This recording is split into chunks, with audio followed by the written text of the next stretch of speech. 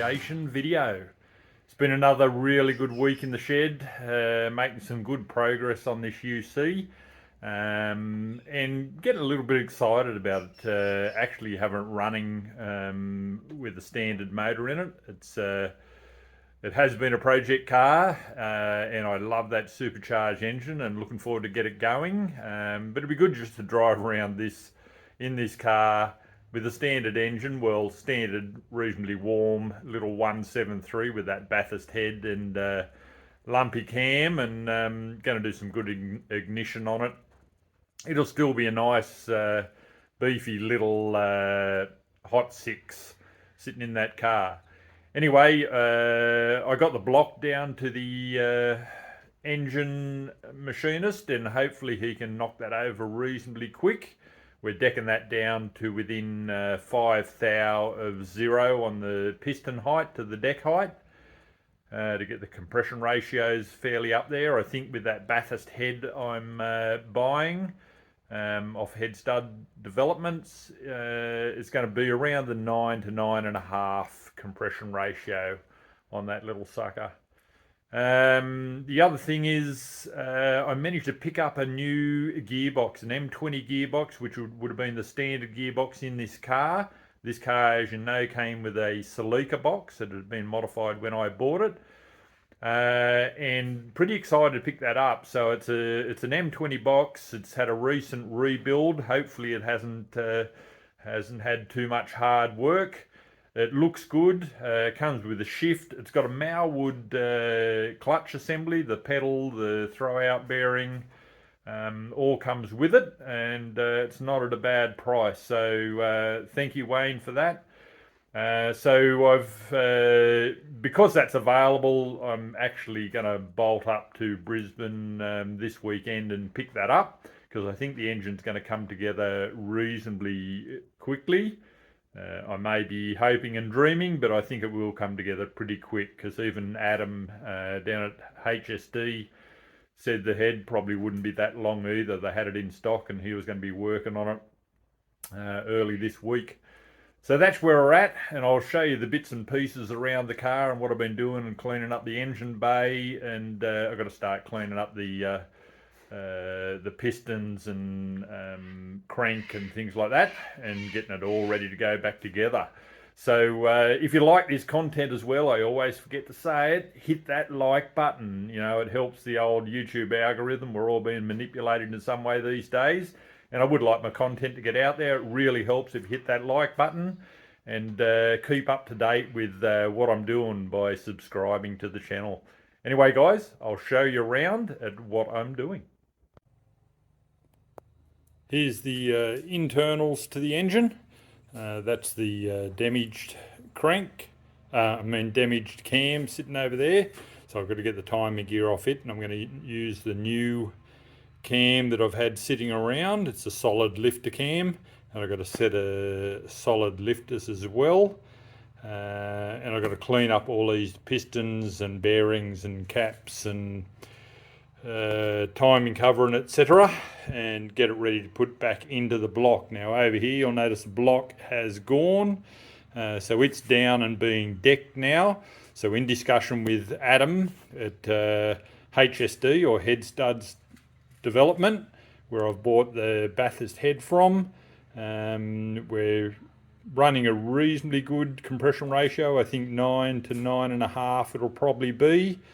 It's a 45cc chamber, and I have had the block decked down to 0 basically, or about 5 thou off 0.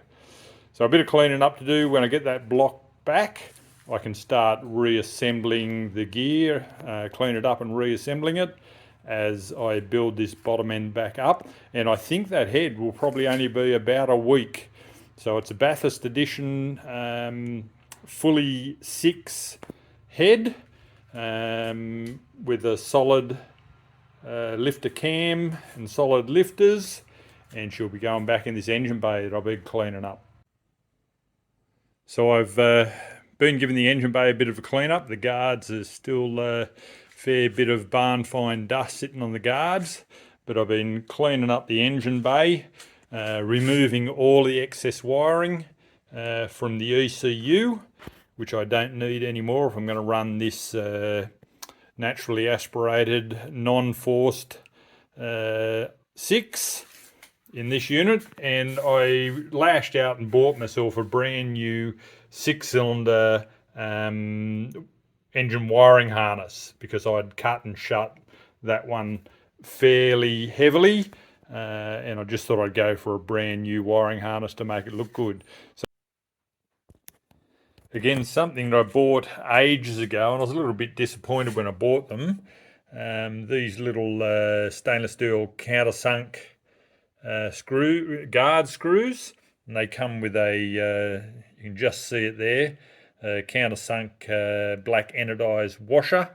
I bought these a fair while ago, bought them for a Holden guard, but they came with the wrong bolts, which was a bit of a pain, and they've just been sitting around. And I went down to the bolt place in town, bought the right bolts and fitted them up the other day, so on both sides, and they really look tidy compared to the old hexagon head bolts, and just tidied up those guard mounting areas. I'm also looking at, I've seen a fair few people running the plate, the cover plate to cover in all of this area. I'm going to look at getting one of them for the build to tidy that up as well. So the engine bay is starting to look pretty good. So over here are the front ends.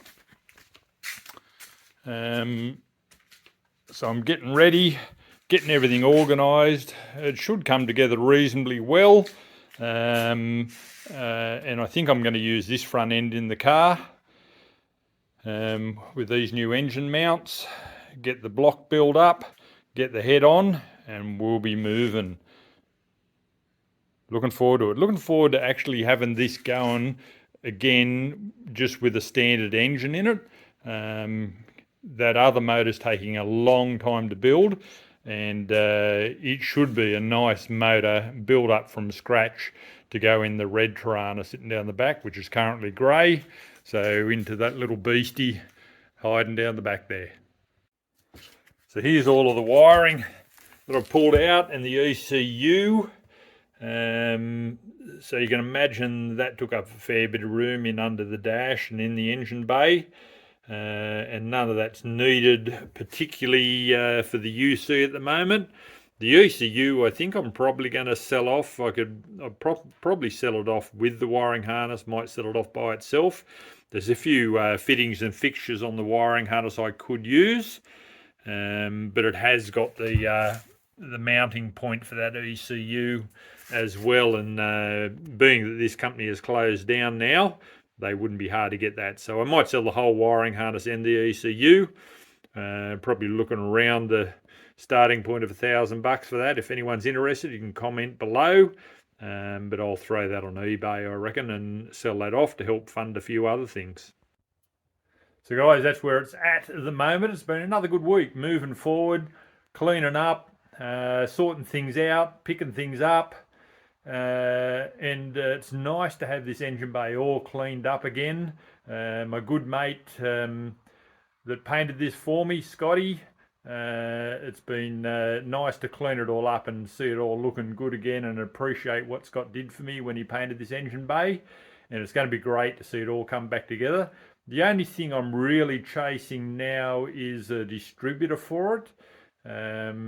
So I'll look into one of those for this motor, and I think I've got most everything else. If you have a look up on the because it's a 9-port head that I bought. I've even got a set of 9-port extractors still sitting up there on the wall, and over on the bench, right down the back of the bench down there, I've got the Holly and a sonic injection 9-port manifold as well. So I've got most of the parts, and it's been good to use up all the bits and pieces I had around the shed, get this thing back together, and hopefully I pull a few more parts in during next week. Anyway guys, thanks for watching, and stay tuned, there's going to be lots more. And if you haven't already, hit the like and subscribe, I really appreciate it.